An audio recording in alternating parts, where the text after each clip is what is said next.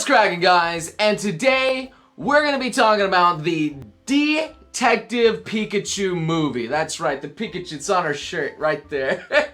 So anyway, as you see from the title of this video, don't worry, I will explain everything. Okay, guys, you're gonna get a big hit about this. You're gonna love it, but you just have to wait. Okay, it requires great big buildup. Are you ready? So anyway, they started off the movie not actually with Pikachu, but with the Sonic trailer right in the previews. I think there's a few people laughing or groaning while there, so you got a little taste of what bad CG looked like. Just see my other videos. Just check those out if you want to see some of that. But anyway, it was really cool because it started off and you got to see the world, and then you saw like birds flapping, but they weren't birds. There actually were like Pidgeotos, I believe, or Pidgeys or whatever, and they looked great, and they were like in the world, and it looked realistic. Instead of like bulls or cows, you saw Tauros like being corralled. It was neat. Like the way they set up the world, and they got rid of actual animals for Pokemon.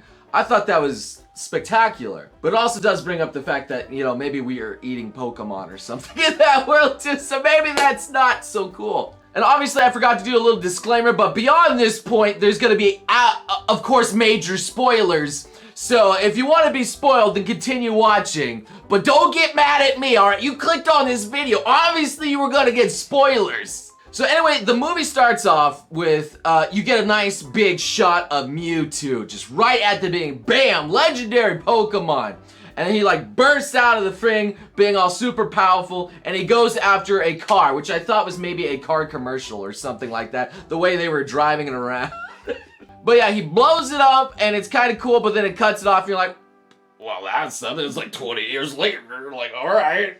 But you know, everything has like a little prequel or whatever to it. So then it jumps to Tim Goodman and I guess his bestie in the town, where they're going to catch a live Pokemon. And you just hear crying. You just hear a terribly sad Cubone in the middle of the field crying his eyes out. I don't know, because his mom's dead.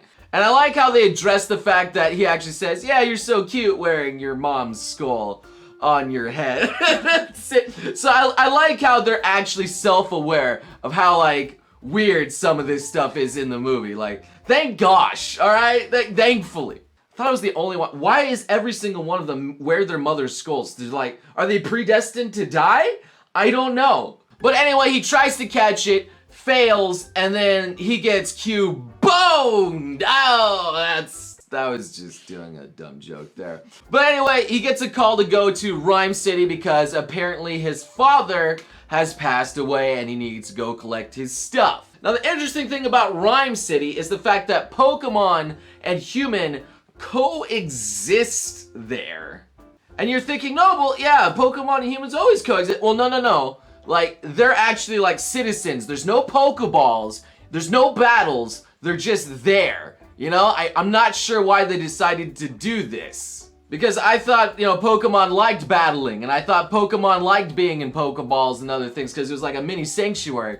So I don't know if this was like a play to get PETA off their back. I don't know. But it also opens up this, like, the question, like, okay, so yeah, you live next door to like a Pikachu? Or a Mankey or something? It's like, hey neighbor. You said that, something like that. I got a Gyarados next door. He's always loud. Oh my, I don't exactly know how they pay their bills or other things. Like, it seems like a silly concept to me. So anyway, the kid learns that his dad has apparently passed away, and he doesn't really care because he's detached from his dad because he thought his dad abandoned him. So he goes over to the apartment where he meets Ryan Reynolds' Deadpool Pikachu. And let me tell you, you saw it from the trailer. It was in the trailer, but it was a really nice scene. It was hilarious. Like, there was this point where they had like this gunk that apparently makes Pokemon rage, and he like got a good waft of it. He's like, he was sniffing and snorting that stuff, you know? I don't recommend you opening up strange vials and snorting stuff. But he let it outside where apparently there was some apalms on the side of the building. They got a good waft of it, and they started attacking later. And the best part of the movie, I kid you not, happened. Pikachu with a knife. Instead of attacking the 8-bombs, it's just like, I got a knife! It's a different spin on Pokemon altogether. My favorite scene.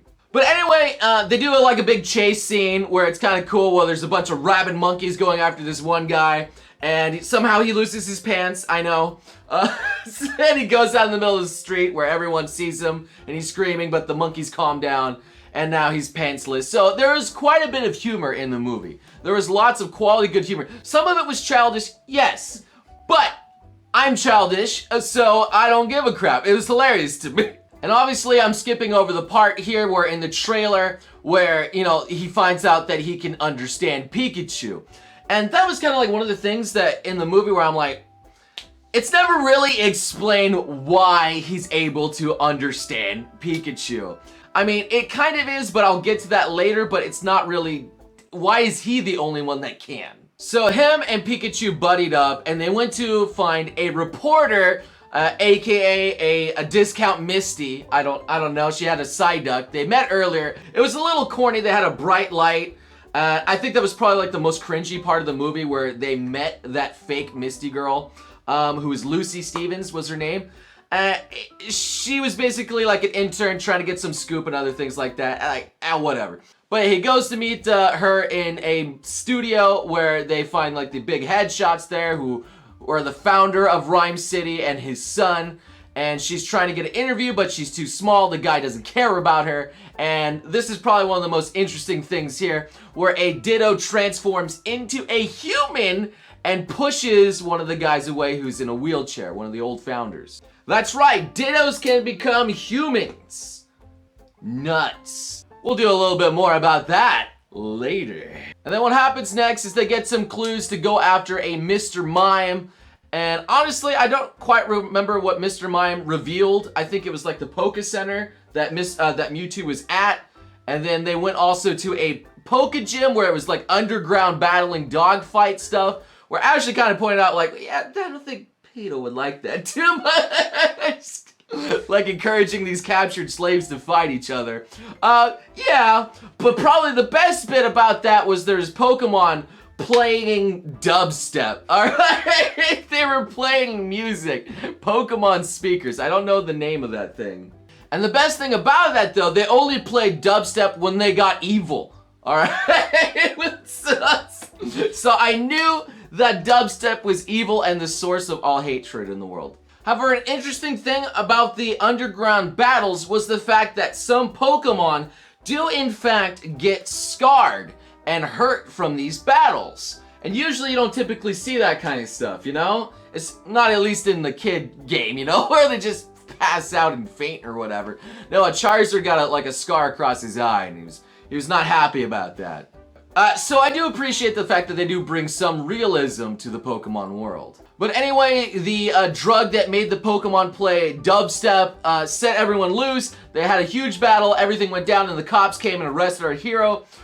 Where he then learned that the guy said, yeah, your dad is truly dead. He thought he was maybe alive after getting some clues because the Pikachu was apparently his buddy. And they said that the Pikachu was dead, but obviously he was not.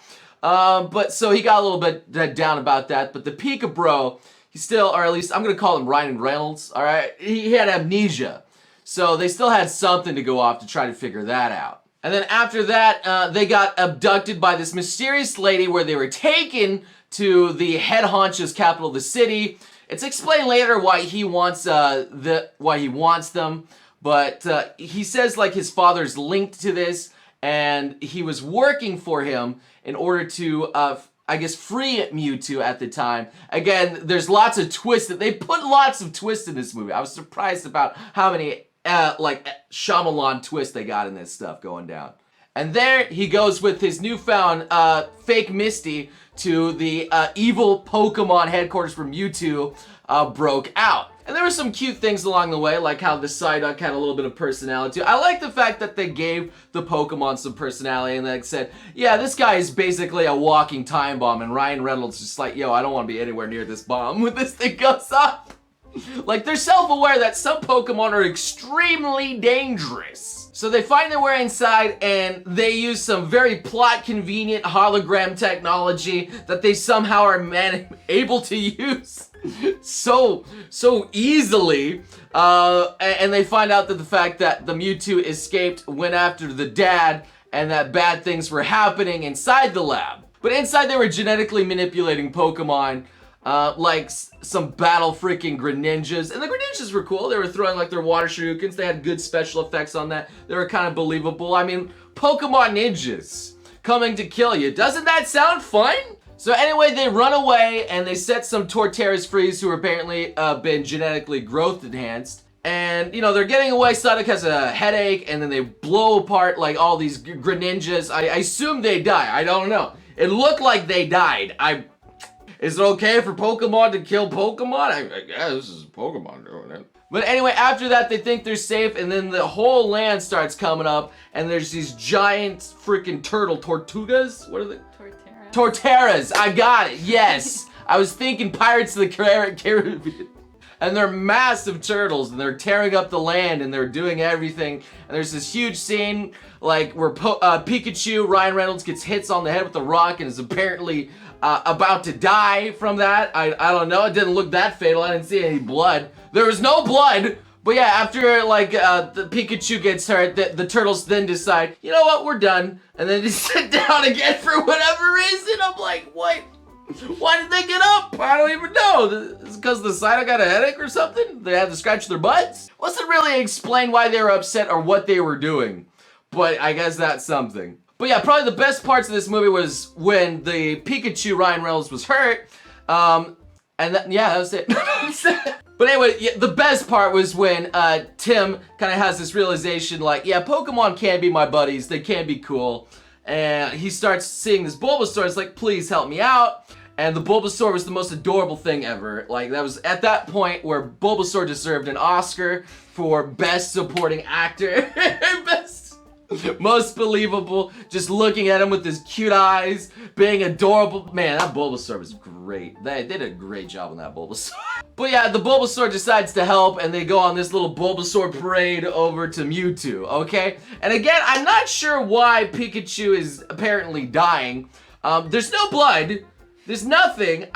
There's literally nothing that looks life-threatening on him. He's just kind of like passed out. Like, just get him to a Pokemon Center or something like that, and then doing, doing, doing, doing, doing. But anyway, Mewtwo, like, zaps him with his lasers, and he's, like, healed again. And then he zaps him again, and then his memory's back. But before that goes down, some more robots come over, and they zap Mewtwo. You see, like, a pattern. There's lots of zapping in this movie. And Mewtwo's taken hostage by one of the city's founders, apparently the son. And why did they leave the kid there to like, okay, the kid's did his thing. All right, later, boy. Thanks for fighting Mewtwo for us. Yeet! Just leave him there. Just left him. You're not gonna do anything? You're not gonna capture, reprimand him? Nothing? All right. But anyway, Pikachu got his memory back and it was played like he betrayed the dad who the kid was searching for the entire time by Mewtwo attacking him and thinking that all humans were evil. And so he thought that he sided with Mewtwo, and now Pikachu is feeling kind of depressed. Ryan Reynolds kind of went off on his own saying, don't trust me, and the kid was feeling bad because, you know, he lost his friend. But then this isn't really explained. I'm not sure why later when Pikachu's on the street singing the actual Pokemon theme in a very sad and amusing way. That was another good part of the movie. That was hilarious. They had lots of good humor. So he managed to go across the bridge, which was next to the facility where the dad kind of had the accident in the car, and he found a water shuriken still there. I'm surprised that water shuriken hasn't evaporated by then, considering, you know, how long it's been. But, you know, whatever. And it's like, wait a minute, Mewtwo was defending him from the Greninja who attacked them earlier. Mewtwo's actually a good guy, and wait a minute, the city founders were manipulating us. Oh no! So anyway, they're throwing like a Macy Days parade of Pokemon where, you know, like there's Pikachu balloons, Jigglypuff balloons, and all of them in their cartoon forms, and it's quite cute. It's like a nice contrast. When they're back in the city and the guy's like rushing up saying, yo, your son found... I don't know why they allow the son back into like this guy who apparently runs the city. He's just able to go in to see the boss.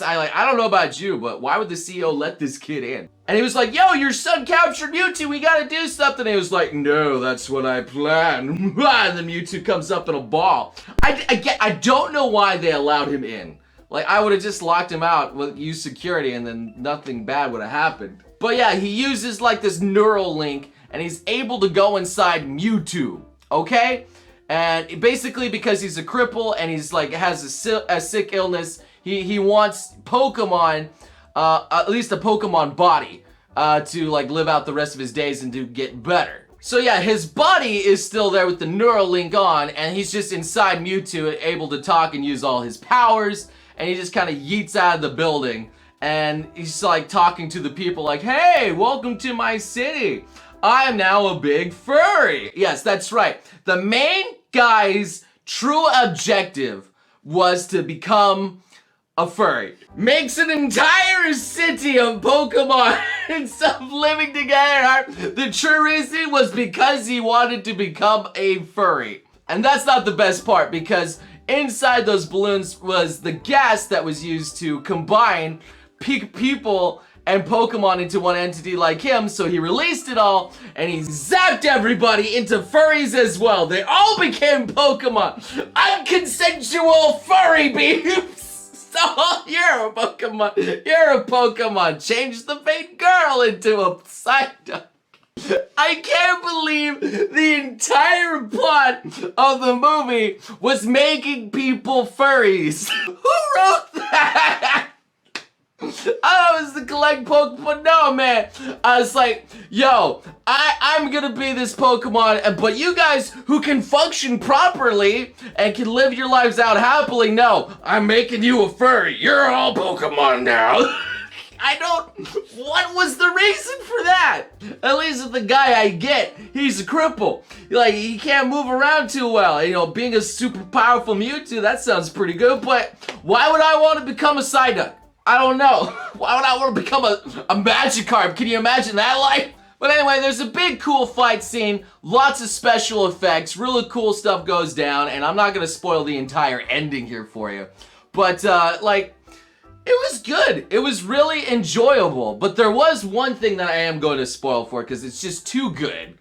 And that's the fact that Ryan Reynolds does appear again, because inside the Pokemon was apparently the kid's dad the entire time. And Ryan Reynolds was the dad. So yes, Ryan Reynolds is a furry.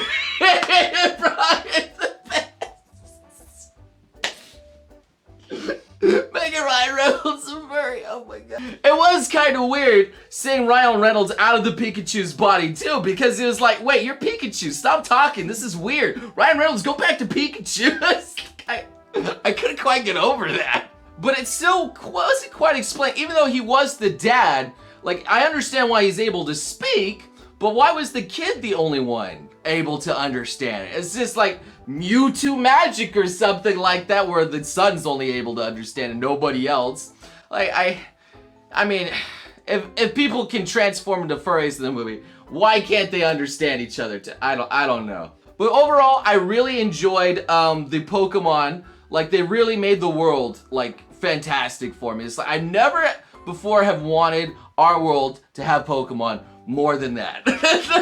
I need it. So overall, how I would rate that 10, was it absolutely perfect? Not really. Like, there was some corny parts in it where I was like, that's a bit too cheesy for me.